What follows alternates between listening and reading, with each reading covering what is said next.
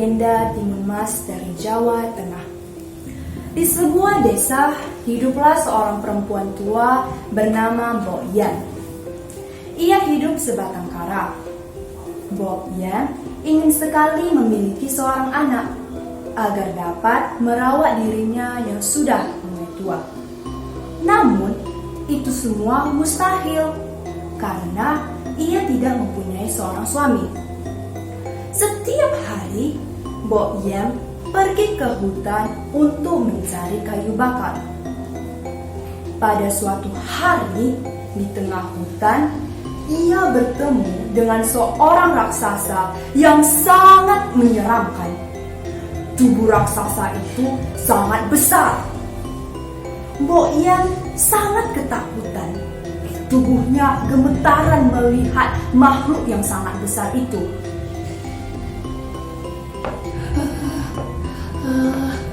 Makhluk apa ini?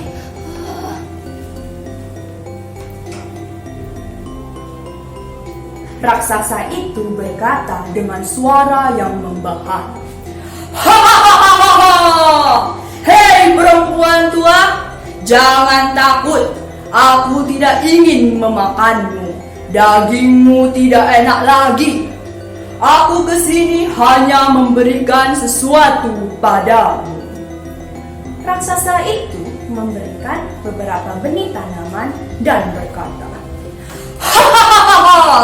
Tanamlah benih-benih ini. Tanamlah benih-benih ini dengan baik, dan kau akan mendapatkan semua yang kau inginkan selama ini. Tapi ingat, kau tidak boleh menikmatinya seorang diri saja. Kau harus membaginya kepadaku juga sebagai rasa terima kasih.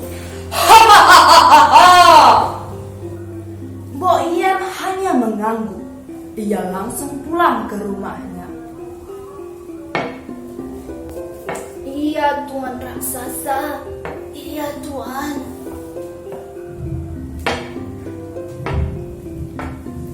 Ia langsung pulang ke rumahnya. Setiba di rumah, Mbok Yan sesuai dengan petunjuk si raksasa itu, ditanamlah benih tersebut. Nah, ajaibnya, teman-teman, keesokan harinya, benih tanaman itu telah tumbuh menjadi mentimun-mentimun yang begitu besar. Jika terkena sinar matahari, mentimun itu akan bersinar keemasan. Karena penasaran dengan buah mentimun itu, akhirnya dipetiklah satu yang paling besar. Ketika dibelah, Mbok Yan sangat terkejut. Di dalam timun tersebut ada seorang bayi perempuan yang sangat cantik dan sangat mungil.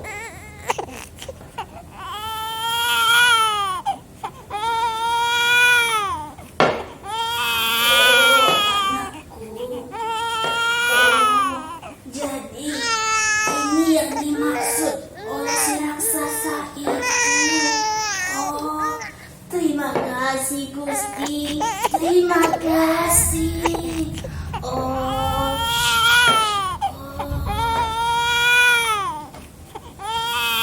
Betapa senangnya Mbok Yan. Tidak pernah terbayangkan akan mempunyai seorang anak perempuan yang sangat cantik. Karena lahir dari buah mentimun yang berwarna keemasan, maka anak itu diberi nama Timun Emas. Keesokan harinya di hutan, Mbok Yan bertemu kembali dengan si raksasa itu. Dan si raksasa itu berkata, Engkau sudah mendapatkan apa yang kau inginkan selama ini.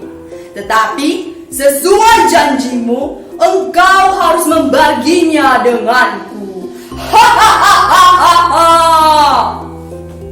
Tetapi si Mbok Yan bingung dengan perkataan si raksasa dan dia bertanya, Tuan Raksasa, bagaimana bayi perempuan itu bisa dibagi?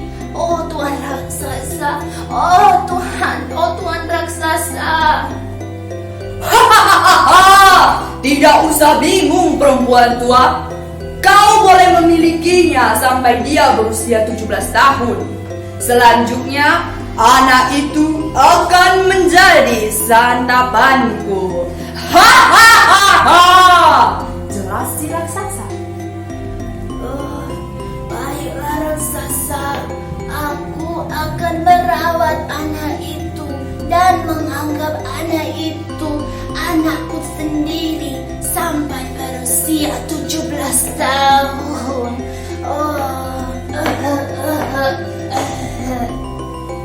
Ujar Mbok Yan. Timun Mas tumbuh menjadi seorang gadis yang sangat baik hati dan cantik cerita. Semakin hari, kecantikannya semakin terlihat. Timun Mas juga sangat rajin membantu ibunya. Ia selalu menemani ibunya mencari kayu bakar di hutan.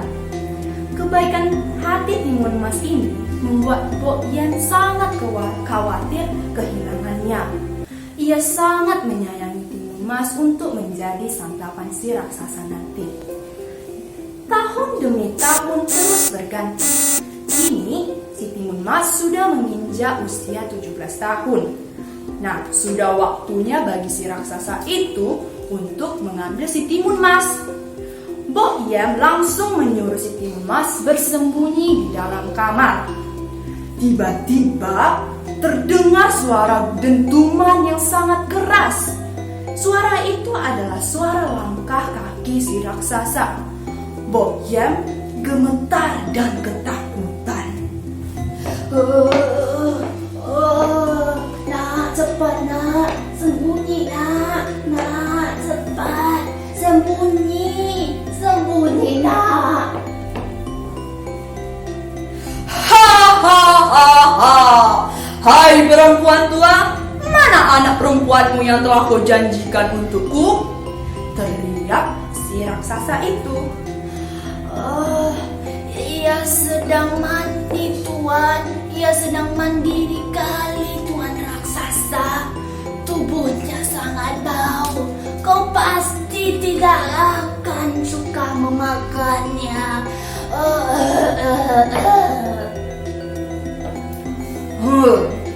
Yaudah, baiklah. Aku akan kembali seminggu lagi. Pastikan ketika aku kembali, dia sudah selesai dan dia sudah siap untuk kumakan. Tentu saja tuan, tentu saja tuan raksasa. Maka pergilah si raksasa itu kembali ke hutan. Mbok Yan dan Timun Mas sangat lega. Untung nak, untung. Iya bu, untung. Mereka masih punya waktu seminggu lagi untuk bersama. Namun setelah seminggu berlalu, raksasa itu datang kembali. Nah, si ibu dan anak ini tidak mau berpisah. Nah, kali ini si Timun Mas disuruh oleh ibunya untuk bersembunyi di dapur, di dalam tempayan air yang kosong. Cepat nak, cepat, si raksasa itu sudah datang nak. Sembunyi cepat nak. Nah, dan si raksasa itu berkata, Hahaha, hai perempuan tua, aku kembali untuk menagih janjimu. Cepat, serahkan anak perempuanmu itu kepadaku. Teriak si raksasa itu. Maaf tuan raksasa, maaf. Si Timun Mas sedang menjual kayu ke kampung. Bila saja kau cepat datang, kau pasti bertemu dengannya. Maaf.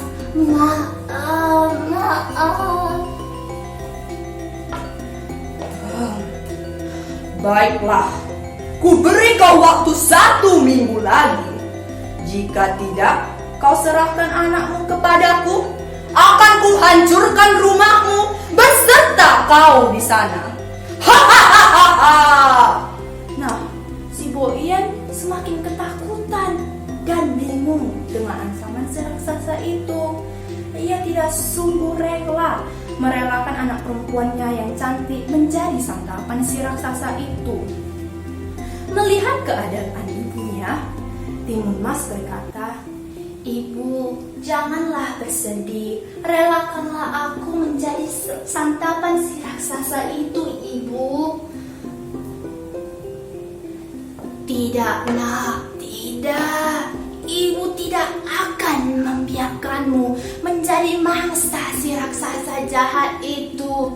Ibu akan tetap bersamamu. Tidak, nak, tidak. kemudian si Mbok Yem pergi menemui seorang kakek yang sakti yang tinggal di gunung.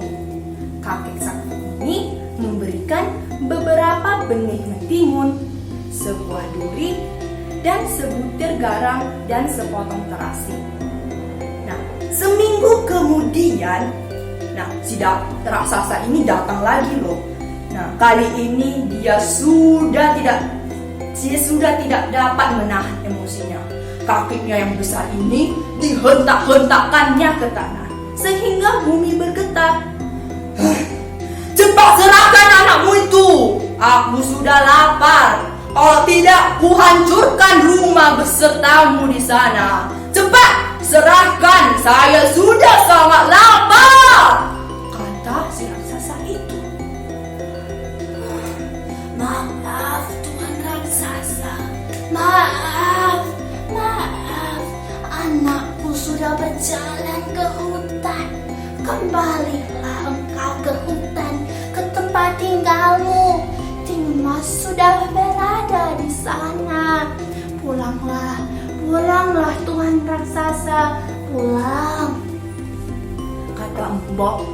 Kata Mbok Yem yang berbohong. Nah, pada saat itu Timun Mas sudah keluar dari rumah melalui pintu belakang. Ia membawa semua benda yang diberikan oleh kakek sakti itu dari gunung itu. Ketika akan kembali ke hutan, si raksasa melihat si Timun Mas berlari dari belakang rumah. Nah, dikejarnya lah si Timun Mas. Meskipun si Timun Mas masih panik, tetapi dia mengingat perintah ibunya untuk melempar sebutir benih mentimun. Dilemparkanlah benih mentimun itu. Nah, benih mentimun itu langsung berubah menjadi ladang mentimun buah yang besar-besar. Karena kelaparan, si raksasa itu memakan mentimun yang ada di ladang itu. Oh, mentimun, makanlah dulu.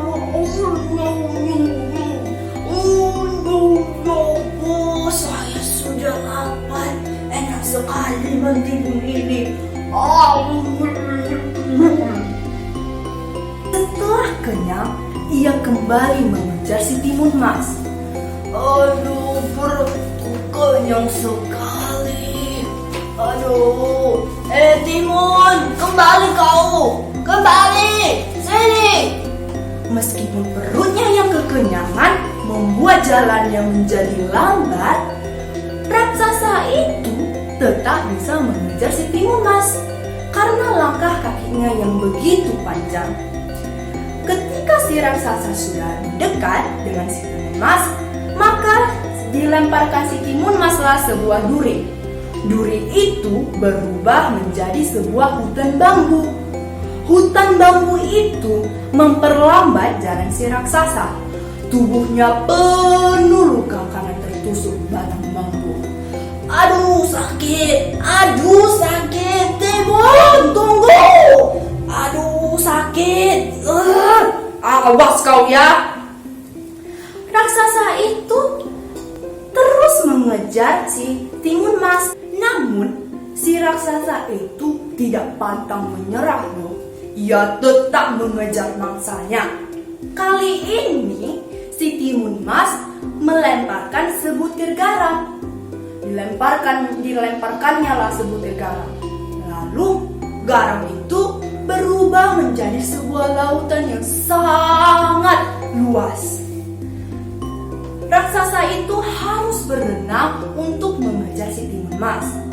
Ia berhasil, tetapi tubuhnya sangat lelah. Timun Mas, sini kau. Timun Mas, sini. Awas kau ya. Raksasa itu terus mengejar si Timun Mas meskipun badannya yang sudah kelelahan. Timun Mas kali ini melempar sepotong terasi. Kali ini si terasi ini berubah menjadi lumpur hisap. Nah, si raksasa ini berteriak meminta tolong ketika tubuhnya terhisap lumpur. Tolong saya tenggelam, tolong saya.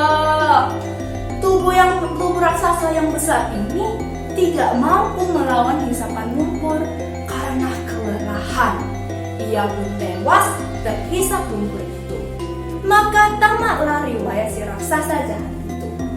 Setelah bebas dari raksasa jahat itu, kehidupan si Timun Mas dan Mbok Yem membaik. Demikianlah kisah si Timun Mas. Sekian dan terima kasih.